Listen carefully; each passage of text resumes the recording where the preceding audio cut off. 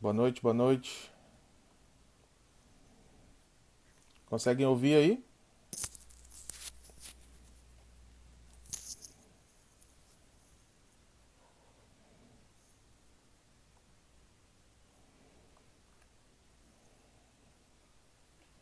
Tá ouvindo, Tati? Beleza. Nai, boa noite, boa noite. Rani,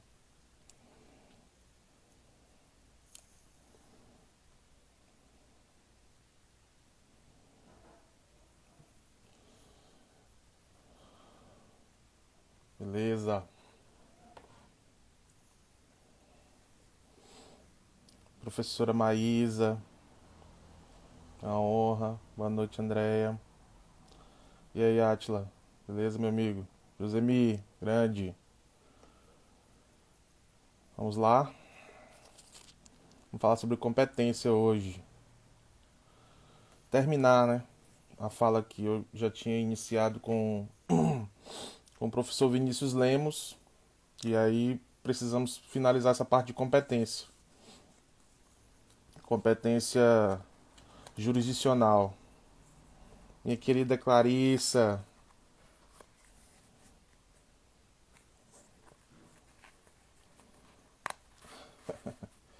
Rock and roll. E é isso, ficou pendente aqui a gente falar sobre competência. Vamos falar sobre competência absoluta, competência relativa, vamos falar sobre distribuição de competência e vamos falar sobre conflito de competência também, tá? Então, basicamente, nosso encontro de hoje vai ser para falar desses três temas que vão encerrar aí essa parte de competência jurisdicional. Então, pessoal, podemos começar já, né? Na aula passada, que eu fiz em conjunto com o professor Vinícius Lemos, nós falamos sobre os princípios do referentes à competência, não é isso? Falamos aí sobre a fixação e determinação da competência também, né? Quando a competência começa a ser criada, a competência originária, derivada. E aí ficou pendente aí para nosso encontro de hoje falarmos sobre competência absoluta e competência relativa, tá? Competência absoluta e competência relativa. Nossa primeira divisão seria essa: competência absoluta e competência relativa. Quando eu falo de competência absoluta, senhores, pensem sempre em uma competência criada para atender um determinado interesse público, tá? Então, é uma competência estabelecida para atender a esse interesse público. Então, sendo uma competência absoluta, ela não pode ser, por exemplo, modificada. O que não é o caso da competência relativa. A competência relativa, ela é uma regra de competência que existe para atender interesses das partes, tá? Então ela é mais flexível. Então eu dou até um exemplo agora de competência relativa e os senhores vão entender como é mais fácil de você identificar a relativa para poder saber, olha, se não é relativa, com certeza vai ser absoluta. Que é o caso, por exemplo, da cláusula de foro de eleição. A cláusula de foro de eleição, ela é um negócio jurídico processual, tá? Pré-existente, e que modifica a competência do futuro processo. Caso haja algum processo, algum litígio referente àquele contrato, esse litígio vai ter a sua competência alterada por causa dessa regra de competência relativa que pode ser alterada por ser mais flexível, tá? Então, essa diferença entre competência absoluta e relativa é muito simples de se identificar quando você percebe que a relativa sempre vai poder ser alterada. Professor Emerson, muito bem-vindo, meu amigo.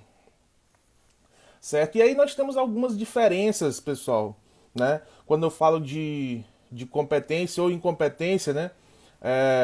E antes de a gente falar um pouco sobre as diferenças entre uma e outra, é importante a gente falar sobre um instituto, né? Um instituto que é comum às duas modalidades de competência, a absoluta, né, e a relativa, que é o Instituto do Translatio Iudici. translatio iudice. Eu vou escrever aqui, vou escrever no chat aqui. Translatio iudice.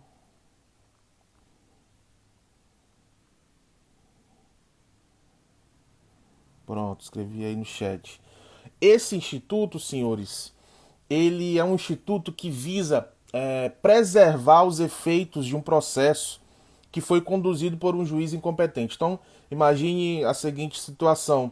Você tem um processo, né, que foi conduzido por um juiz incompetente, ou seja, não era aquele juiz o juiz correto para julgar aquela ação. Então, ele deveria, por exemplo, tramitar em Cruzeiro do Sul e está tramitando em Rio Branco. Isso é muito comum de acontecer, tá? Até porque as regras de competência, em regra você vai ajuizar a ação no domicílio do réu, se envolver menor, vai ser no domicílio do menor. Tem toda essa regra lá pelo próprio código. E esse Instituto do Translatio Iudice, ele é um instituto que busca, então, preservar todos os atos praticados pelo juiz incompetente. Então, o juiz incompetente praticou aqueles atos, deu impulsionamento, fez uma audiência, até mesmo deu uma decisão. Esse processo ele vai ser transferido para o juiz competente, tá? Então, imagine o juiz lá, não, eu sou incompetente, acabei de descobrir que não é comigo. O que ele vai fazer? Primeiro, ele não vai extinguir o processo, tá? Ele não vai extinguir o processo, e esse é o grande ponto do Translatio Iudice. O Translatio Iudice, ele vai fundamentar a não extinção do processo. Não vai haver extinção do processo. Então imagine o seguinte, eu sou o juiz aqui de Rio Branco, descubro que na verdade o processo não deveria tramitar em Rio Branco, ele deveria tramitar em Rondônia. Então eu tenho que encaminhar esse processo para Rondônia. Eu não vou extinguir o processo por incompetência do juízo. Então o que eu vou fazer? Com base no Translatio Iudice, vou pegar o processo do jeito que ele está e vou remeter o processo ao juiz competente. O juiz competente vai receber esse processo e aí ele vai poder preservar os atos que foram praticados nesse processo pelo juiz incompetente. Então, o que é isso? Translatio Iudice, tá? Translatio Iudice, que é a preservação dos efeitos do processo que foi conduzido por um juiz incompetente. Então, é possível preservar esse processo. Então, fixem essa primeira premissa de que a declaração da incompetência, seja ela absoluta ou relativa, não vai gerar a extinção do processo, tá? Nós temos duas exceções apenas, tá? Então, em regra, juiz declarado incompetente não gera extinção do processo, e aí você tem duas exceções a essa regra. A regra é que o juiz incompetente vai encaminhar o processo para o juiz competente. E qual é a exceção? A primeira exceção diz respeito aos juizados especiais cíveis.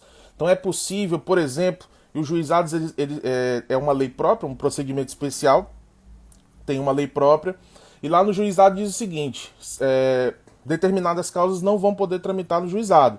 Então, se for uma causa mais complexa, ou se superar os valores dos 40 salários mínimos, não vai ser causa de juizado.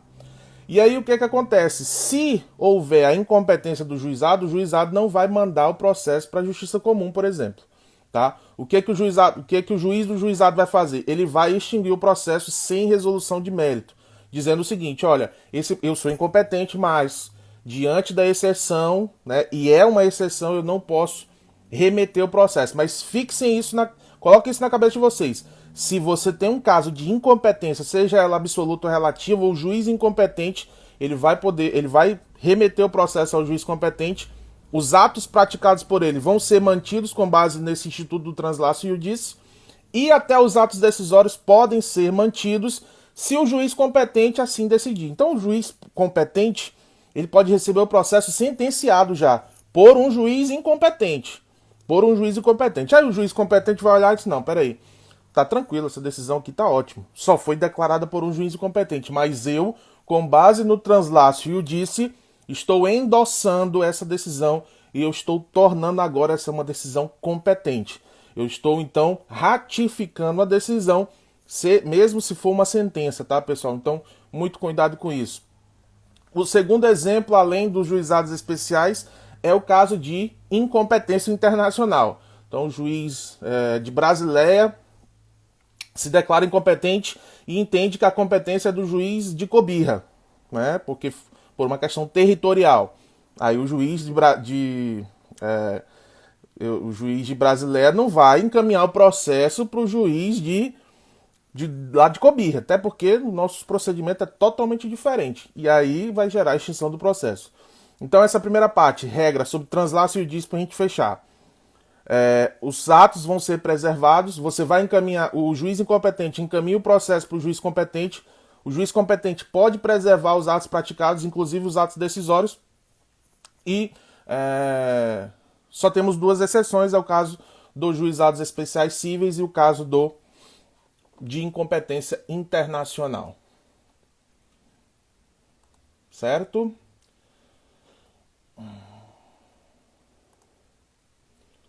Aí, pessoal, vou trazer algumas diferenças aqui sobre, em relação à competência absoluta e relativa.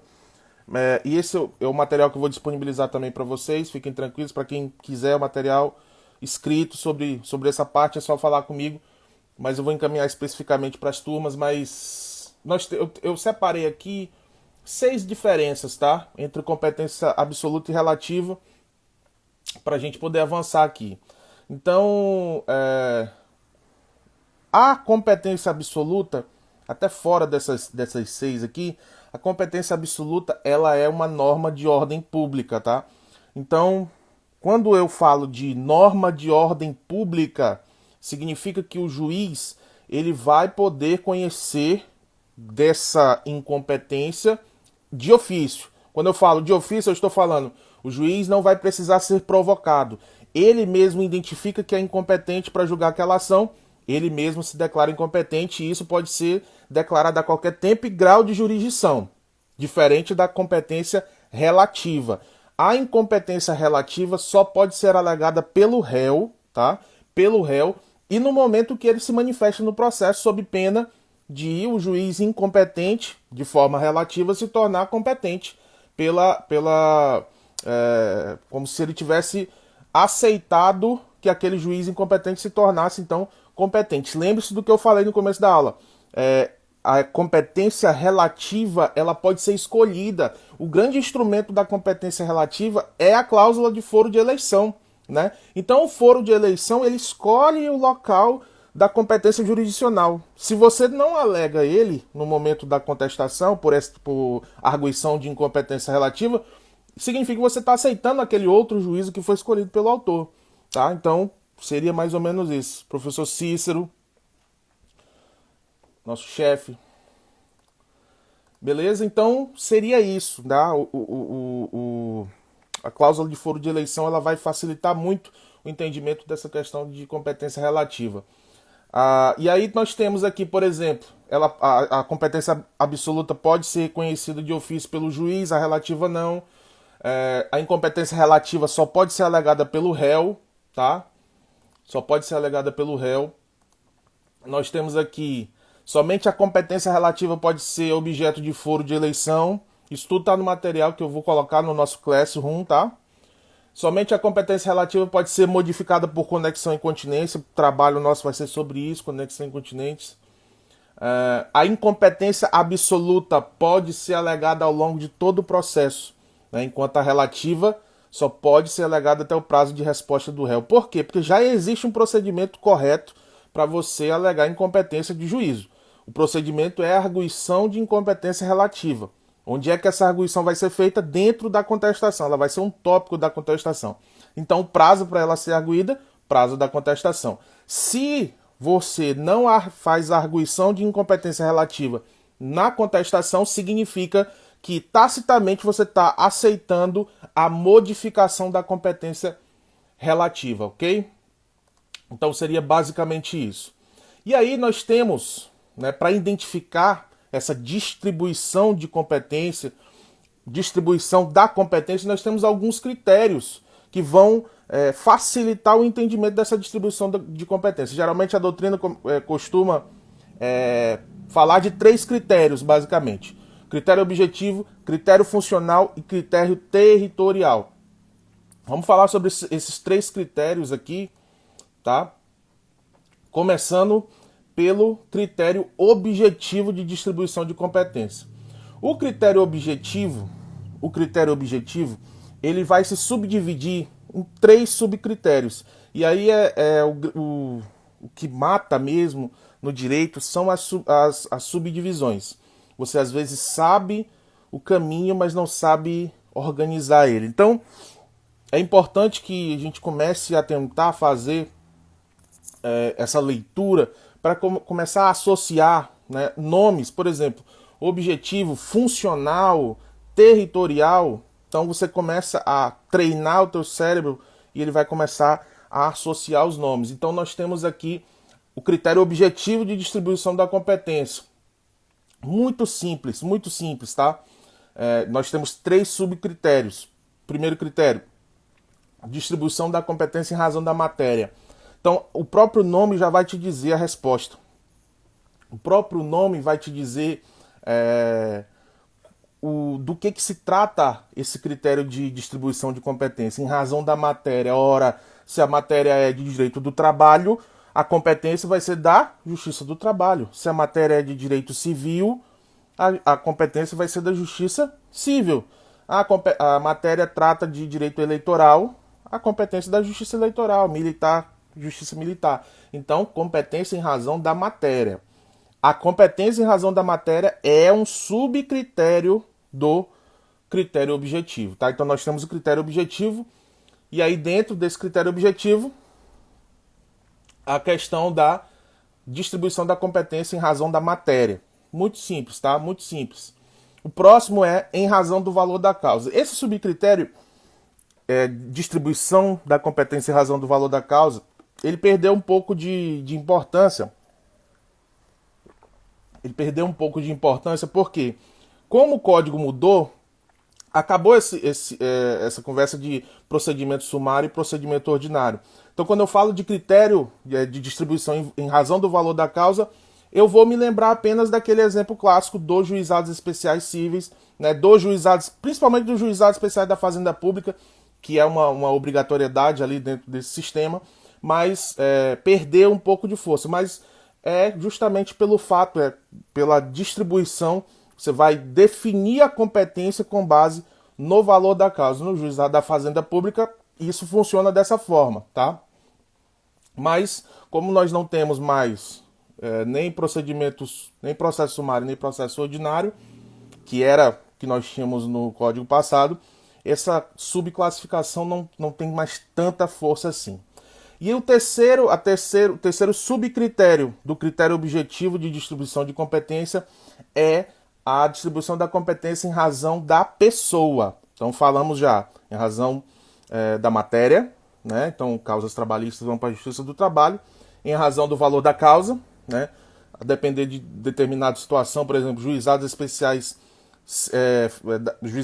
da Fazenda Pública, causas até 60 salários mínimos, obrigatoriamente esse processo vai para o juizado. Acima de 60 vai para a vara da Fazenda Pública. Aí outras determinações, até 40, aí tem da Justiça Federal, que é do mesmo jeito. Então, seria uma distribuição pelo valor da causa. E em razão da pessoa, também é muito, muito simples, porque existem pessoas que, a depender da pessoa, vai mudar a competência, tá? Vocês vão lembrar com certeza daqueles que têm chamado foro por prerrogativa de função, né? Geralmente quando a gente fala distribuição da competência em razão da pessoa, você já lembra logo, foro por prerrogativa de função. Mas eu vou até mais longe, né? Basta a leitura do 109 da Constituição, você já vai ter uma distribuição de competência em razão da pessoa. O 109 determina a competência da Justiça Federal.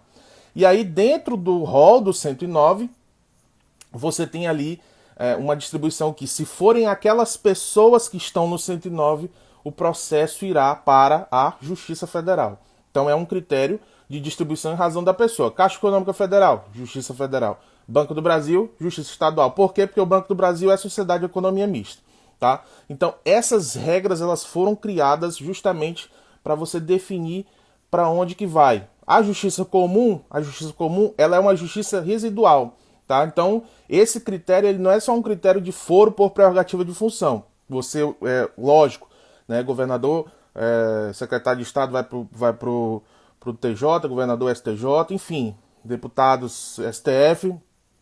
Ok, essa é uma das formas, mas o que eu quero falar é o seguinte: a distribuição em razão da pessoa, ela vai mais pela existência de entes que vão fazer parte daquela distribuição de competência do 109, por exemplo, da Constituição. Minha querida Marina, nossa vice-presidente, bem-vinda. E aí, pessoal, o que acontece? Nós fechamos então critério objetivo. Critério objetivo, distribuição da competência em razão da matéria, em razão do valor da causa e em razão da pessoa. O próximo é o chamado critério funcional de distribuição da competência, né? Então, o que diz aqui o critério funcional? Ele também tem uma subdivisão,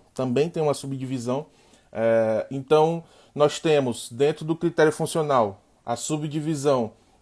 Ele pode ser um critério funcional sob a perspectiva vertical e sobre a perspectiva horizontal. Quando eu falo em critério funcional, pessoal, lembrem-se de distribuição de funções, tá? Qual é o macete aqui para você lembrar o que é o critério funcional de distribuição de competência? Por exemplo, dentro do pleno, dentro do Tribunal de Justiça, nós temos a divisão de funções. Nós temos a Câmara Civil, nós temos a Câmara Criminal, nós temos órgão fracionário e nós temos o pleno. Isso é uma divisão de função, tá? Função jurisdicional. Então você está organizando isso dentro do tribunal. Aí veja bem, olha a dica. São dois subcritérios. Um deles é horizontal e o outro é vertical. Então pensem bem, o horizontal é dentro da mesma instância. Se eu estou falando de tribunal e a divisão ali, Câmara Civil, Câmara Criminal, pleno, órgão fracionário e a junção ali para o quórum ampliado, isso é uma distribuição horizontal do critério funcional, tá? Uma perspectiva horizontal. Então vejam como as palavras elas vão te levar a descobrir o conceito do problema, né?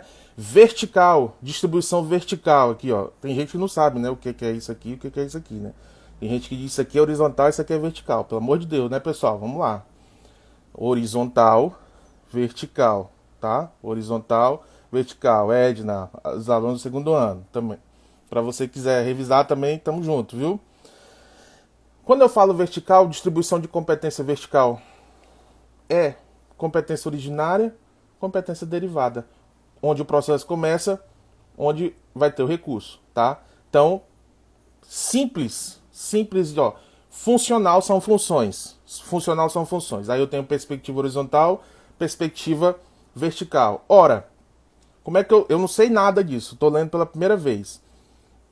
Aí eu vou tentar chutar, eu vou tentar enganar o professor. Beleza. Horizontal é a distribuição de função ali no mesmo órgão. E vertical, a distribuição de função de órgãos diferentes. Primeira e segunda instância, por exemplo, originário e derivado. Já teria acertado a questão 100%, tá? Então, não é difícil. Por fim, pessoal, nós temos o chamado critério territorial de distribuição de competências. Critério territorial de distribuição de competências. Nesse critério, você vai utilizar unicamente a distribuição geográfica, né, da causa. Então, esse é um critério que, em regra, ele fala de uma competência relativa. Por quê? Porque ele pode ser alterado, tá? Então, critério territorial, geralmente quando você tem, por exemplo, um contrato, esse contrato determina que vai ser no local ali do ato. Se puder repetir o vertical, vamos lá, Igor, vamos lá. Nós estávamos falando sobre o critério funcional de distribuição de competência. dentro do critério funcional, dentro da classificação doutrinária desse critério, nós temos duas perspectivas desses critérios. Duas perspectivas. Uma perspectiva horizontal, de distribuição funcional de competência, e uma perspectiva vertical, horizontal e vertical. Quando eu falo horizontal, né, eu estou falando aqui, ó, imagina o Tribunal de Justiça. Eu estou dividindo o Tribunal de Justiça, eu estou dividindo a competência do Tribunal de Justiça. Dentro disso, eu vou ter Câmara Civil, eu vou ter Câmara Criminal, eu vou ter Pleno. Beleza? Funcional. Quando eu falo de distribuição sobre uma perspectiva vertical, vocês vão ter que lembrar da nossa primeira aula de competência, que eu falei o seguinte, olha, nós temos dentro da classificação de competência, nós temos a competência originária e a competência derivada. A competência originária é aquela que recebe o processo pela primeira vez e que ela que vai, aquele juízo vai ter o contato com o processo pela primeira vez.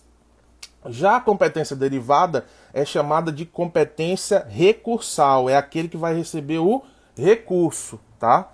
Então, quando eu digo critério funcional sobre uma perspectiva vertical, nada mais estou dizendo do que a existência de uma competência originária e uma competência derivada. Só isso, tá? É só isso. Você colocou isso, acabou. Acertou. Derivado, vertical. É a mesma coisa. O critério funcional sobre a perspectiva vertical é a mesma coisa que você ter aí a competência originária e a competência derivada. Então, a competência originária e derivada, ela é um resultado do critério funcional vertical de competência. Tá bom? Tranquilo?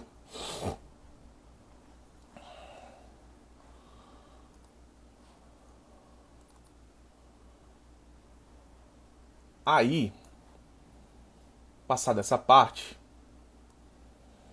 a gente chega então no chamado conflito de competência. Temos meia hora aí para falar de conflito de competência. Conflito de competência, ele é mais complicado. Assim, tem muita gente que torna ele mais difícil do que ele realmente é, né? Eu vou tentar fazer aqui com vocês. Deixa eu ver aqui se eu consigo. Então, vamos começar a falar sobre o conflito de competência. Vai chegar um momento que eu vou pegar o celular aqui, vou posicionar na minha tela aqui, para vocês verem. Eu preparei uma imagem aqui para vocês olharem essa imagem, tá? Bom, quando eu falo de conflito de competência, conflito de competência é quando dois juízes brigam para julgar o mesmo processo ou brigam para não julgar o mesmo processo. Eu posso dar um exemplo de conflito de competência, e aí positivo, quando eu falo um conflito positivo de competência, significa que dois juízes estão brigando para julgar o mesmo processo, o que não é muito comum, tá? Geralmente o juiz não vai brigar para julgar processo, ele vai brigar para não julgar, vai tirar a bucha, tira essa bucha daqui, eu não quero ficar com essa merda aqui não, leva para lá. Aí vai chegar no outro juiz que vai dizer, não, Deus me livre, não, isso aqui não, é bucha, volta. Aí fica, um joga para um lado, ele joga para o outro, joga para o lado, joga para o outro. Conflito de competência. Aí seria um conflito negativo de competência, tá? Um conflito negativo de competência. Pois bem, aí tem um caso muito famoso, né? Que é o caso do processo do Lula. Não sei se vocês lembram. Do processo do Lula, que houve um conflito positivo, né? Uma juíza de São Paulo entendia que o foro competente era São Paulo, e o juiz, até então o juiz Sérgio Moro, entendia que a competência era em Curitiba. E aí isso foi decidido e o Moro foi... e ficou com o Moro, né? Como todos os senhores devem saber, com certeza. Então o começo da nossa conversa ele é basicamente isso. Nós temos o conflito de competência, é isso, quando os juízes discutem em torno de de um processo, né, para julgar ou para não julgar o processo. E aí, se os juízes discutem, se eles brigam para julgar o processo, nós chamamos de conflito positivo de competência. Se eles brigam para não julgar o processo, nós chamamos de conflito negativo de competência. Simples, né, pessoal? Até agora, porque o normal é falarem o seguinte: dentro do sistema de competências, a parte mais difícil é conflito de competência. É igual ao direito constitucional. Dentro do direito constitucional, controle de constitucionalidade é o mais difícil. Não. Não é fácil, mas não é tão difícil assim quanto o pessoal diz. Então, começamos bem. Conflito positivo, conflito negativo. Vamos passar aqui.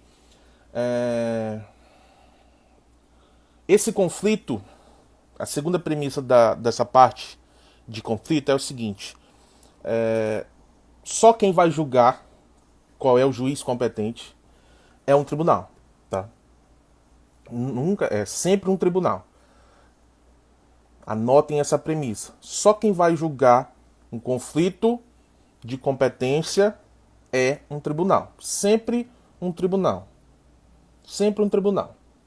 Sempre é um tribunal que vai julgar um conflito de competência. E esse conflito ele pode ser o seguinte, ele pode ser da seguinte forma. Nós temos conflito entre dois juízes, tá? Entre dois juízes.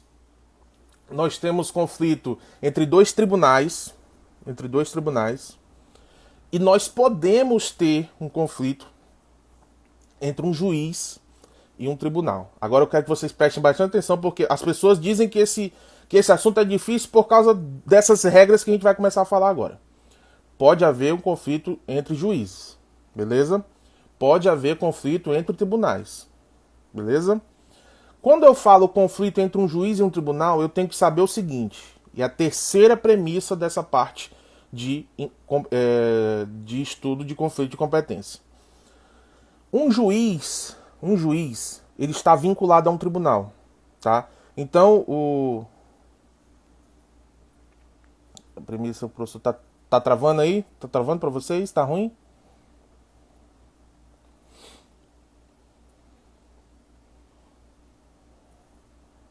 Tá ruim aí? Vou repetir.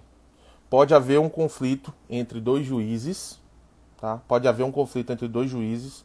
Pode haver um conflito entre dois tribunais, um tribunal do Acre e um tribunal de Rondônia, brigando para julgar a mesma causa, tá? Pode ter um conflito. E pode ter um conflito entre um juiz e um tribunal. O que eu quero que vocês entendam agora é o seguinte. Vejam bem. Um juiz, imagine eu sou juiz aqui do Acre. Sou juiz da vara civil, normal. A quem eu devo obediência? A quem eu devo obediência? Ao Tribunal de Justiça do Estado do Acre, tá? Então, hierarquicamente, ele está ali. Eu estou falando de questão administrativa, eu não estou falando de questão jurisdicional, eu não estou falando de competência jurisdicional, mas eu devo obediência hierarquicamente superior, tá? Isso significa que eu, Marcos, juiz da vara civil da comarca de Rio Branco, vinculado ao Tribunal de Justiça, eu, Marcos, não posso conflitar com o tribunal a qual eu sou vinculado. Não existe conflito entre eu, um juiz do Acre, e o Tribunal do Acre. Pegaram essa premissa? Se ele faz parte daquele tribunal, se aquele juiz faz parte do tribunal, ele não vai conflitar com o próprio tribunal. Ele não vai dizer, não, quem julga é eu. Aí o tribunal, não. Aí o próprio tribunal do Acre, não, quem julga é eu. Isso não vai existir. Essa situação não existe, tá? O que vai existir é dois juízes do Acre, um da primeira vara civil, outro da terceira vara civil, brigando para julgar o processo. Ou brigando para não julgar o processo. Aí beleza. Dois tribunais, Tribunal do Acre, Tribunal de Rondônia, brigando para julgar o processo. Ou para não julgar. Aí beleza. E quando eu falo que um juiz pode conflitar com o tribunal, porque é possível, desde que aquele juiz não seja vinculado ao tribunal que ele pertence. Aquele conflito não seja vinculado ao tribunal a que ele pertence. Então esse conflito, por exemplo, o juiz do Acre, se ele quiser conflitar com o tribunal, que vá conflitar com outro, com o Tribunal de Rondônia, por exemplo. Tá? Se ele conflita com o Tribunal de Rondônia, aí dá. Aí funciona. Tá? Vocês entenderam essa situação que Pode haver um conflito de um juiz com um tribunal, desde que esse conflito não seja que o juiz não seja vinculado a esse tribunal. Tá? Então ele pode conflitar com outros tribunais. Ele pode dizer, não, quem julga sou eu, ou não sou eu que julgo. E aí um tribunal, enfim. Não consigo nem imaginar uma situação dessa, de uma matéria que haja um conflito entre o juiz e um tribunal. Tá? Não consigo visualizar, mas a doutrina aceita tranquilamente. Tá? Então não vai existir esse conflito entre o juiz e o tribunal que ele está vinculado, mas o juiz do Acre ele pode muito bem conflitar com o Tribunal de Rondônia. Beleza? Então, essa premissa, ela é uma das premissas que as pessoas dizem que é difícil de acontecer, e vocês vão já saber por quê. Né? Não é uma questão teórica, jurídica, empírica, não. É uma questão que o nosso país é muito grande, e daqui a pouco a gente vai ver que tem uma situação na Justiça Federal, especificamente, que vai gerar dúvidas, tá? Daqui a pouquinho. Então já passamos essa parte. Então vamos voltar aqui ao seguinte, ó. Quando você tem um conflito de competência, vai ser instaurado um incidente processual. Alguém vai julgar. Já falei o seguinte, sempre vai ser um tribunal. Sempre vai ser um tribunal. E aí a grande pergunta, a segunda parte, né, já caminhando para essa parte final de conflito de competência, é: quem julga o conflito de competência? A quem compete dirimir esse conflito? E aí é o X da questão, né? O problema aqui é esse. Você saber, diante de uma situação concreta, diante do que lhe é apresentado, você saber, neste caso aqui, julga tal tribunal. Eu, particularmente, tenho um método para estudar isso, que é um método que para mim funciona muito bem, que é o método por exclusão, tá? Então eu preciso entender duas situações específicas, são três possibilidades. Se eu entendo duas, que são bem específicas, a que sobra, chamada de residual, eu não preciso saber. Se ela não se encaixa nessas duas, ela com certeza absoluta se encaixa na terceira. Então vamos lá, vamos começar de cima, tá? O que eu falei? Somente tribunais julgam conflito de competência. Começar pelo STF, o Todo-Poderoso Supremo Tribunal Federal. Quando que o STF vai julgar um conflito de competência? Quando? Somente em um caso. Um caso só. O STF julga conflito de competência se o conflito for entre tribunais superiores. Se o conflito for entre tribunais superiores, o STF julga. Quais são os tribunais superiores? Pessoal, vocês estão começando, estão no segundo ano, já tem que ter o organograma do Poder Judiciário no caderno aí, tá? Tem que ter o organograma do Poder Judiciário. Tem que ter. Tribunal Superior Eleitoral, Superior Tribunal de Justiça, Tribunal Superior do Trabalho, o Superior Tribunal Militar. Vocês têm que estar com o organograma, tá? E o STF só julga conflito entre tribunais superiores. Ponto. Aí tu vai pegar o caso. Vai vir uma pergunta fodida pra tu saber quem é que julga. Tu vai olhar, são dois tribunais superiores? Não, não é o STF. Aí eu entro para outra situação. TJ e TRF. TJ a nível estadual, TRF a nível federal, tá? Tribunal Regional Federal. Então TJ, TRF. Eu entro nesse outra possibilidade. Quando que o TJ julga? Imagine o TJ Acre, tá? TJ Acre. Quando que o TJ Acre vai julgar um conflito de competência? Resposta é simples. Quando dois juízes vinculados ao TJ Acre conflitarem. Juiz da primeira vara civil contra juiz da terceira vara civil. TJ Acre. Juiz da vara civil de Rio Branco contra o juiz da vara civil de Cruzeiro do Sul. TJ Acre. Juiz de família, da primeira vara de família, juiz da terceira vara de família. TJ Acre. Calma, calma, calma, calma. Calma, Yassi. Se for vinculado àquele juiz, aquele tribunal, quem julga é o tribunal. TRF. TRF. Aí vem o problema, tá? Aí vem o problema. Por que isso aqui é difícil pra cacete? Por causa do TRF. Porque os nossos TRFs, tem um TRF que é doido. Tem um TRF que é gigante, que é o da primeira região. Aí eu digo o seguinte, qualquer juiz vinculado ao TRF1 que conflitarem, eles vão ser julgados pelo TRF1. Por quê? Se é juiz de tribunais diferentes, se é, enfim, todas as outras situações, tá? Vamos lá, vou repetir. STF só julga conflito entre tribunais superiores. TJ só julga conflito entre os seus juízes daquele TJ. E o TRF só julga conflito entre os seus juízes. Os juízes federais pertencentes àquele TRF. E o resto? O resto quem julga é o STJ. O resto quem julga é o STJ.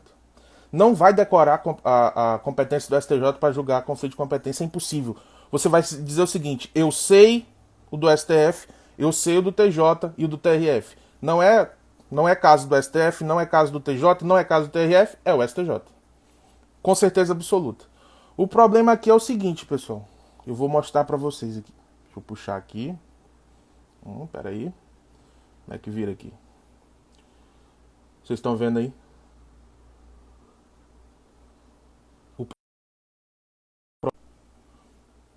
O TRF1, ele tem todos esses estados. Aí o que o examinador vai fazer com você? Que ele não gosta de você, ele te odeia. Ele vai fazer isso, ó. Ele vai dizer assim: conflito de competência entre um juiz federal do Acre e um juiz federal da Bahia. Quem é que julga? Aí tu vai marcar STJ, porque tu não vai saber do mapa do Brasil. Você vai ter que ter conhecimento geográfico. O TRF1 é todo esse azul aí. Tudo isso que está em azul é o TRF1. Para tu saber que o TRF1 vai julgar o conflito de competência, tu tem que saber isso aqui. É lógico, pessoal, que isso vai ser utilizado basicamente em concursos federais, tá? Juiz federal, procurador da República, analista da Justiça Federal.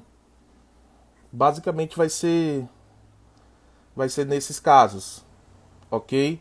Mas aí é que tá o problema. É aí que mora o problema. É aqui que fica difícil, tá? Por isso que é difícil. Só por causa disso. Só por causa disso. Chega aí, Adail. Daqui a pouco. Vamos terminando aqui já. Só por causa disso. O difícil aqui é isso. É isso que eu mostrei pra vocês. Vou mandar. Vou mandar assim. Vou botar no Classroom pra vocês, tá? Aí, claro, vai ter. Vamos jogar dominó hoje. E aí vocês vão ter que dar uma estudada sobre o TRF, para saber o seguinte: o TRF1 tem Bahia e tem Acre. Então, se um juiz do Acre, juiz federal do Acre, conflitar com o juiz federal da Bahia, quem vai julgar é o TRF1 e não o STJ, tá? Esse é o grande problema, porque se não tiver dentro daquele rol do TJ e do TRF ou do STF, vai ser sempre o STJ. O que acontece é o seguinte: toda vez, o que as pessoas costumam fazer, né? Toda vez, não, na dúvida marca o STJ. E eu vou falar a mesma coisa pra vocês. Na dúvida marca o STJ. Na dúvida marque o STJ. Tá? Na dúvida marca o STJ. Não tem problema não. A sua chance de acertar é muito alta. Fique atento o seguinte. Se for um conflito entre dois juízes federais, aí você vai ter que ficar analisando. Peraí. Será que esses estados aqui são do TRF1 ou do TRF4, Rio Grande do Sul, Santa Catarina, Paraná? Por que tem essa divisão maluca? Não, na verdade é assim. É uma divisão, uma distribuição de competência, né? Decidida por lei aí. Nós temos 5 TRFs, né? A ideia é que fossem mais TRFs, né? Para que esse TRF1 A ideia era dividir ele, né? Dividir ele, mas isso gasta muito dinheiro, né? Custa muito caro. Então, infelizmente, vai continuar desse jeito mesmo, tá? E aí, nós temos aqui alguns questionamentos, né? Eu vou fazer. Aí tá, prestem atenção. Eu vou fazer uma pergunta aqui. Esse aqui tá fácil. Quem decide o conflito de competência entre o juiz federal do Acre e o juiz federal da Bahia? Já dei a resposta, né? Aí eu pergunto pra vocês. Eu vou perguntar aqui na live. Respondam aí. Quem é que julga um conflito de competência entre TRF4 e o STJ?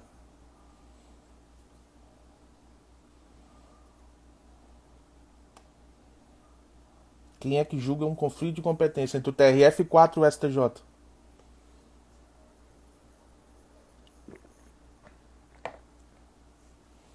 Alguém vai arriscar?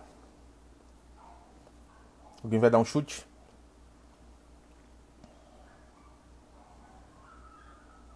Boa, Jean. Boa. Tivemos o primeiro chute, STF.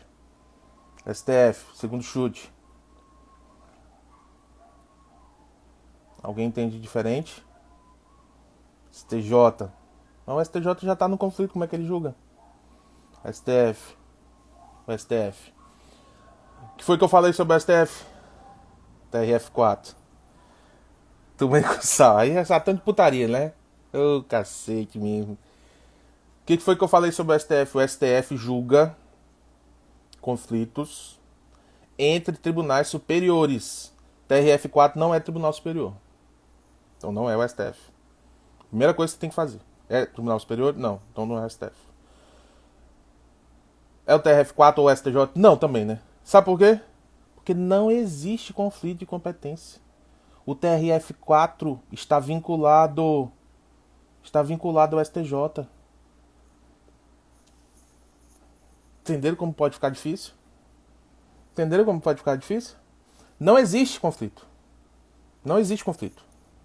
Não existe. A resposta, não existe. Eu vou fazer essa pergunta. Você vai dizer, não existe. Por quê? Porque eles estão hierarquicamente... Eles têm uma ligação hierárquica.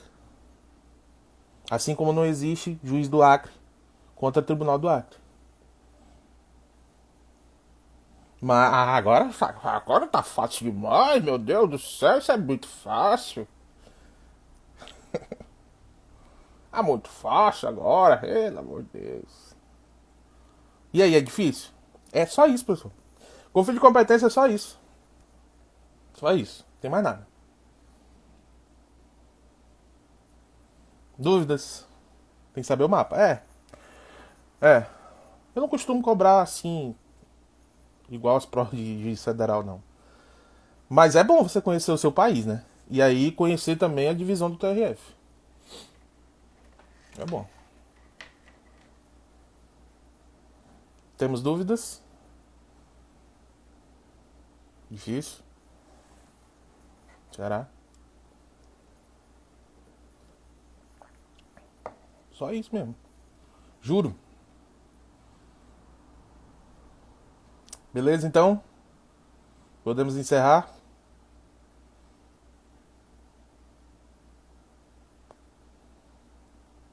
Pode saber. É fácil. Decora só o TRF1, velho. TRF1 tem uma manha. Tem uma manha do TRF1. TRF1 é o norte, né? Aí ele tem Piauí, Maranhão e Bahia. Tá? Piauí, Maranhão e Bahia.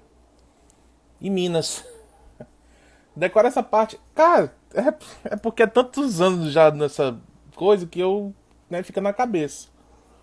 Mas o problema é o TRF1, porque o TRF5 é só Nordeste, o TRF2 é só Espírito Santo e Rio de Janeiro, o TRF3 é só Mato Grosso do Sul e São Paulo, e o TRF4, Paraná, Santa Catarina e Rio Grande do Sul.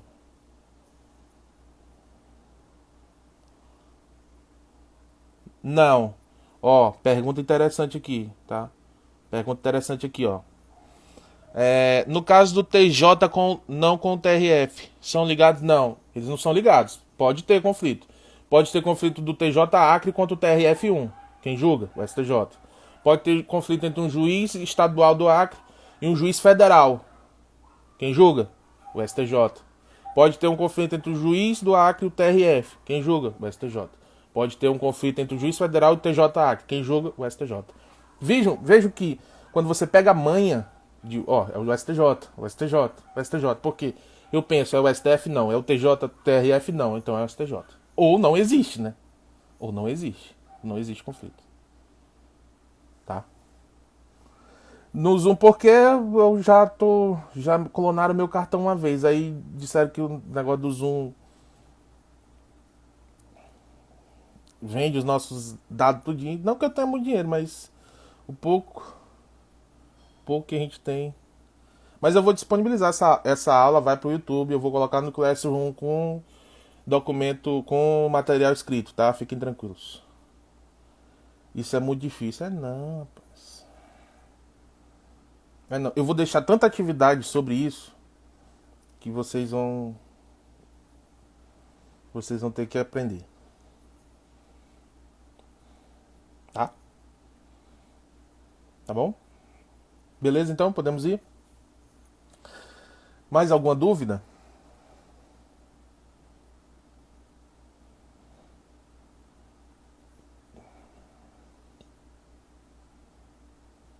Diga.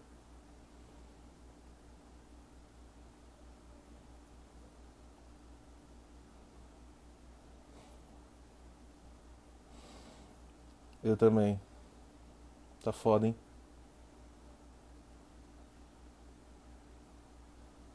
Ia ter uma dúvida aqui do Igor. Tu ia falar alguma coisa, Igor?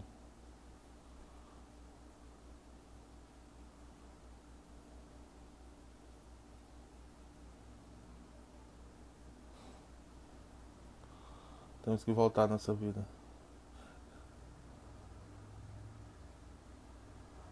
STF julga superiores, ok.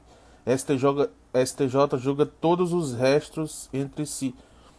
É, seria mais ou menos isso. Aí você tem que lembrar que o TJ julga toda vez que um juiz da sua casinha estiver brigando.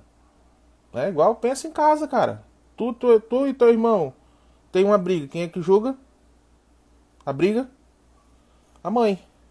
A mãe ou o pai.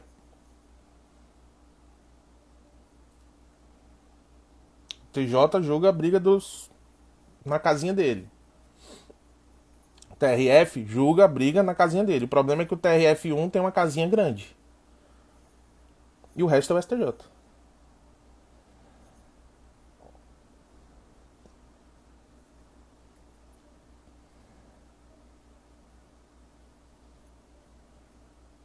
Só parece difícil.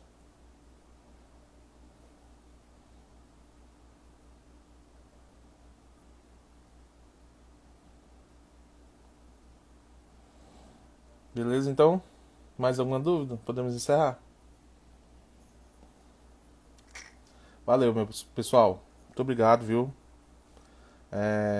Vou colocar essa aula no YouTube. Vou colocar essa aula também no Google Classroom. Tá bom? Valeu. Fui.